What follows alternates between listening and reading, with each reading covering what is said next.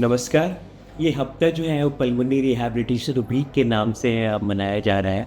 और pulmonary rehabilitation क्या है? ये जितने क्रोनिक लंग डिजीज वाले मरीज हैं जैसे COPD, asthma, interstitial lung disease, bronchitis या पोस्ट टीबी लंग डिजीज, ये सारे क्रोनिक लंग डिजीज हैं जिनमें पल्मोनरी रिहैबिलिटेशन का बहुत ज़्यादा रोल है।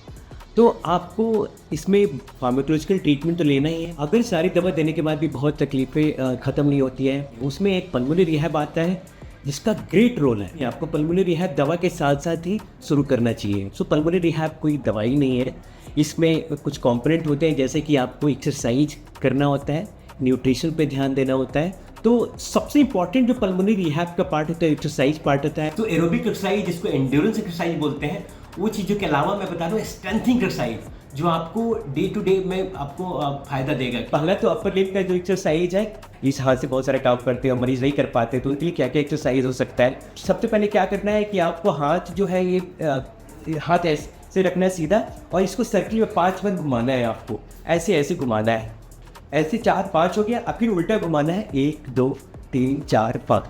बहुत लोगों का नहीं होता है तो पहले छोटा सर्किल बनाए फिर बड़ा सर्किल बना सकते हैं। उसी तरह आपको इससे भी करना है 1 2 3 4 5 और फिर उल्टा 1 2 3 4 5। दूसरा एक्सरसाइज मैं पैर का बता देता हूँ आपको।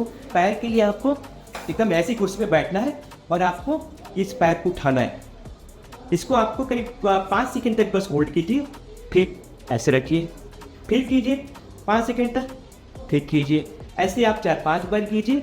और उसी तरह आपको एक पैर पे भी आप फिर से सीधा किया, होल्ड किया 5 सेकंड तक, फिर रख लिया, फिर सीधा किया। ऐसे आपको 4-5 बार करना है।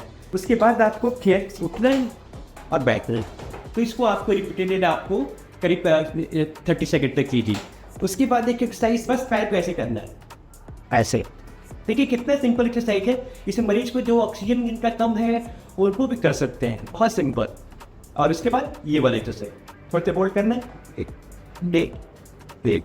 उसके बाद आपको जो सांस लेने का मैं बताता हूँ कैसे लेना है। तो सांस लेना है, हमेशा छोड़ने वाला जो सांस है छोड़ना है वो आपको लेने की जो टाइमिंग है छोड़ने का उससे 3 गुना टाइम होना चाहिए। तो ये कीजिए, सांस लीजिए अपनी, छोड़िए धीरे धीरे। तो इससे आपको बहुत फायदा होगा। इसको पर्स स्लीपी ब्रीदिंग बोलते हैं। जैसे मेरे को सांस लेना होगा तो मैंने सांस खींचा और छोड़ने के समय मैंने होंठ को दबा लिया, जैसे।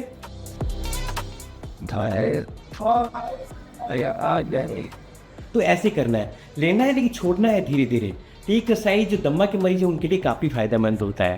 तो ये मैंने सिंपल एक्सरसाइज बताया जो घर पे कर सकते हैं आपको, ठीक है।